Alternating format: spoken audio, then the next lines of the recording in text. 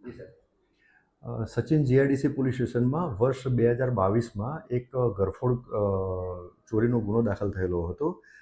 એ ગુનામાં કુલ 15 લાખની કિંમતનું 300 ગ્રામ ગોલ્ડ ડસ્ટ અને 7,75,000ની કિંમતનું ચાંદીનું ડસ્ટ એમ મળી અને 22,75,000 જેટલો મુદ્દામાલ ચોરી થયેલો હતો.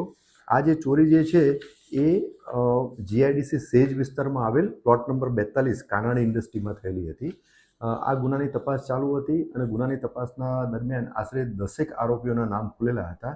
તે પૈકી એક આરોપી મોહનકુમાર રામનેવલ ગુપ્તા એ છેલ્લા 3 વર્ષથી નાસ્તો ફરતો હતો.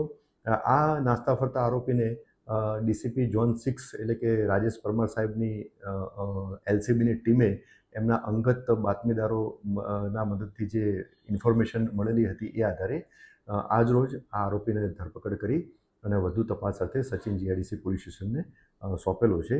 આ જે આરોપીનું નામ છે મોહનકુમાર રામનેવલ ગુપ્તા અને એ સરસ્વતી ચાલ, પેલ્હાર રોડ, ગણદેવી મંદિર, ધાનીબાગ વસી, નાલાસોપારા, પાલઘર, મહારાષ્ટ્રનો મૂળ વતની છે.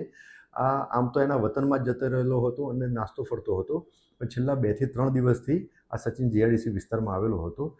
જે આધારે માહિતી મળેલી હતી એના આધારે જ આ આરોપીની ધરપકડ કરવામાં આવેલી હતી. આરોપીને સાહેબ ક્યાંથી પકડ્યા છે? આરોપીને સચિન જીઆઈડીસીની વિસ્તારમાંથી જ પકડેલો હતો અને છેલ્લા 2 દિવસથી અહીંયા આવેલો હતો અને એ આધારે માહિતી મળેલી આધારે પકડેલો હતો.